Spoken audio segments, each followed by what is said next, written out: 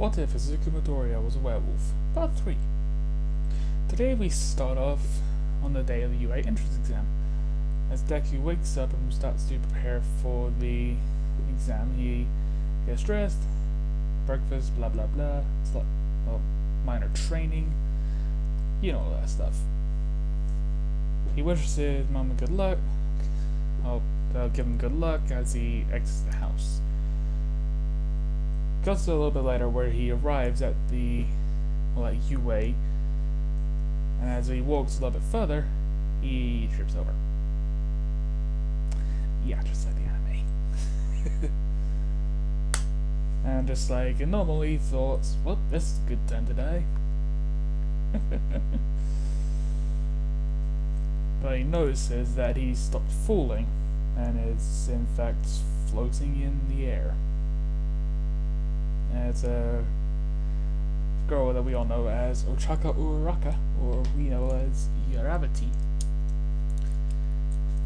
puts him upright, and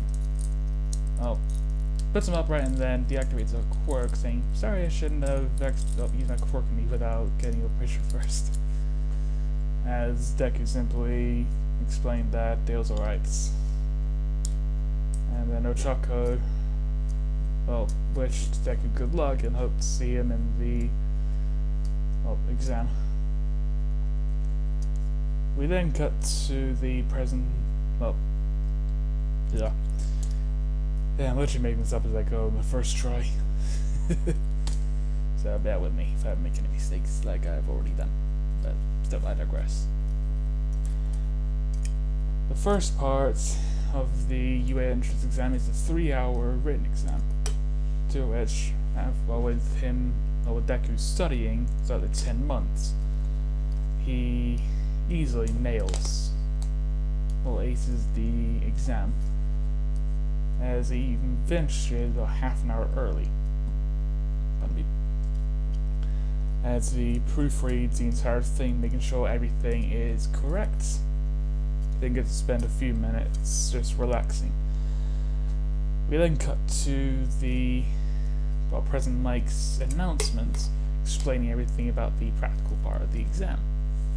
As he explains everything about the 1, 2, and 3-pointer robots, as the boy with blue hair then proceeds to rudely interrupt President Mike, simply stating that it is appalling that such a prestigious school like UA High would forget to tell them something very important, as the pamphlet everyone was given clearly shows 4 robots, but he only stated 3. And it's at that point he also pointed out to Deku, because at this point he was a little acting kind of frustrated and seeming to be slouched down in his seat, almost wanting to go to sleep. As Ida then points to Deku, saying that if you aren't going to take this seriously, you may as well get out now. Bit of bucko in there, but When we first met him, he was a bit of an asshole, so As President Mike then said that if he hadn't interrupted him, he would have just explained it. As Ida just promptly sits back down in his chair without apologizing for his disruption. To which everything goes into the same. Bucko and everyone being put in different cities, but beforehand, Bucko comes up to Deku, or comes next to him, saying that he'll become first place, and that if he sees Deku inside the testing ground, he'll kill him in his typical attitude. But because Deku has a quirk, he'll make a snotty remark saying, "Well, that's only if you can actually get me in time before I kick you to the ground." Like I said, improvising here. First take. No, I'm not lying. It's literally my first take. As everyone gets to see the results of what city they're going to be, Deku wishes Bucko good luck as they make way to the gates.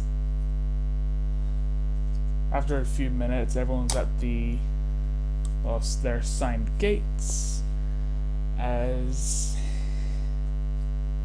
Prison Mike then starts to give a countdown from 5 as the door opens. But only once it reaches 3 does Deku immediately rush forward, as Prison Mike asks what everyone's doing.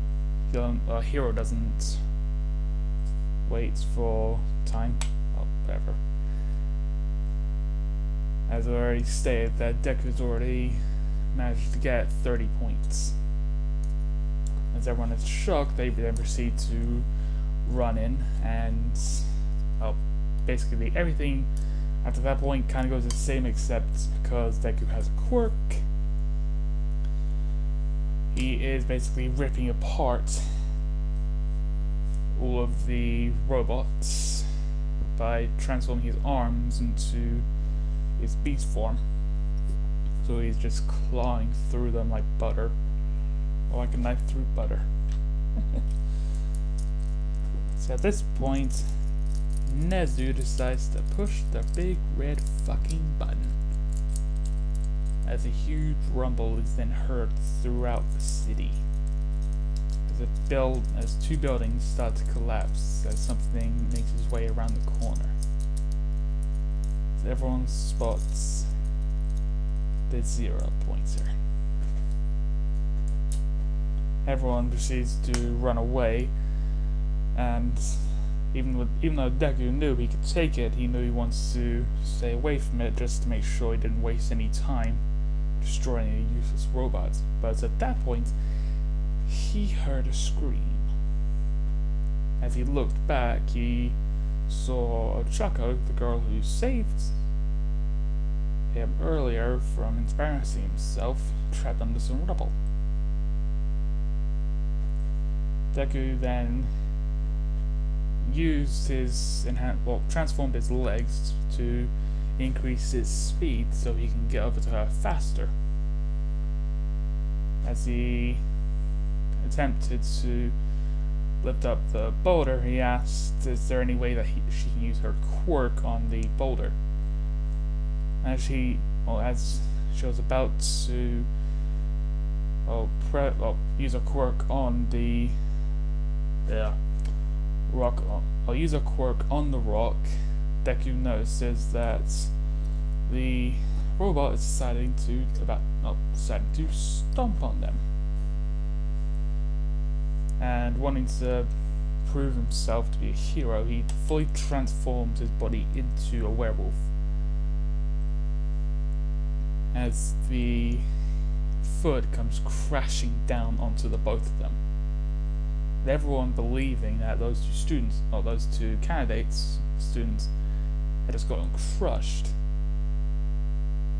Those who are still on the ground level after the dust is cleared see that the 0 pointer's foot has not fully made contact with the ground, and there's something holding up the foot itself, protecting both of them. So although at this they notice that the boy who was there is now gone, but instead is a werewolf in the exact same clothing that he wore. As I stated in the last one, All Might gave him clothing that allows it to expand with him as he transforms, so he doesn't constantly so that he isn't constantly going through clothing every time he transforms and rips it apart. Yeah. Even with his increased strength, the 0 pointer is still putting out a lot of weight, and is definitely being hard for Izuku to lift it any higher so he can escape with Uraraka to save her. So at this point, he decides to activate his trump card, I guess you could say. As he looks back at Uraraka to make sure she won't be hurt, he activates 3% of One for All, throughout his body, basically making the same, well, insane beast form, but with... Personally, I still like the idea of red lightning. I mean, I know it's more likely to be green because of Deku, but honestly, I like the idea of just red lightning because that's my kind of preference. So, don't really like it that much. Just tell me in the comments if you want me to change it, what color to change it to, blah blah blah, and I'll consider making that change in the next episode. Or whenever I decide next. Make him use one for all. But still, I digress. As Zuko then activates 3% of one for all full cowling, red lightning begins to crackle around him as Uraraka looks towards him in surprise, as she didn't know that he was also capable of this kind of strength, but also the pulsating lightning around him. You know what I mean. As Zuko pushes the leg high into the air, he quickly runs to Uraraka, throwing the boulder off the leg, picking her up in his left arm, as he then jumps away and decides to quickly take care of this. So while holding Uraraka, mind you, he rushes towards the 0-pointer, while keeping a firm grasp on Uraraka to make sure she doesn't fall out and get hurt. Proceeds to utterly demolish the 0-pointer, while still making sure to keep her protected, as he doesn't want her, or the person who saved him from humiliation, get hurt in any way. So he deactivated his fingertips, so when he grabs her, it won't pierce her skin with his giant ass claws. And like I said, it can pierce through metal like butter. But still, it takes Deku 10 seconds. I know I want to do it soon, but I just want to say it takes him 10 seconds due to the added weight.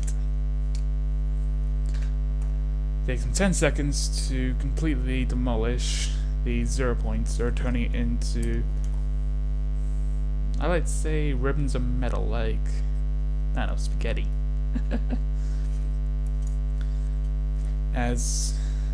Just as he's finishing, he decides to go for one last swipe at the creature, at the robot. What the hell was I about to say, creature? Whatever. And as he takes a slice, he unknowingly, accidentally swipes at his power core, sending it to critical. You can tell he just fucked up. As he then sees the about to explode, he covers Uraraka with its own body, as the robot then proceeds to let out a massive explosion, sending Deku and Uraraka flying. At this point, the test stops. The test stops as Zuko and Uraraka are flying through the air. Due to the blast, or the concussive force of the explosion, it knocks Deku out, while keeping Uraraka conscious due to him taking on the entire blast, protecting her. As they are falling, Zuko slowly begins to transform back into his normal form. But just before they land, just before they crash into the ground, because of the way they were pushed forward, they were tumbling through the air. So as they crashed, Zuko also braced her impacts in a way by cushioning her fall with his body. And as they crash into the ground, creating a giant dust cloud, obscuring everyone's sight of both of them. And as everyone begins to crowd around inside the dust cloud, it slowly dissipates, showing that Izuku protected Uraraka, who is perfectly fine and just was sitting up wondering what happened, because even she's a little confused what has happened. As she sees Izuku unconscious under her, she's now worried for her new friend and also savior, who would have saved her from being killed by the explosion. And I'd like to say, because of this, and some of you may hate me for doing it early, but I am going to basically, because of this, she begins to crush on him, because he decided to risk his life saving her, and even risked his life and potentially almost getting killed trying to protect her. And she starts worrying about Zuko. What's her name? As Recovery Girl and All Might then make the way to. All Might makes his way to the field while carrying Recovery Girl, so that she could heal him up.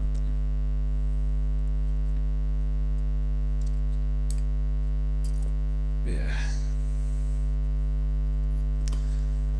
We then cut to a couple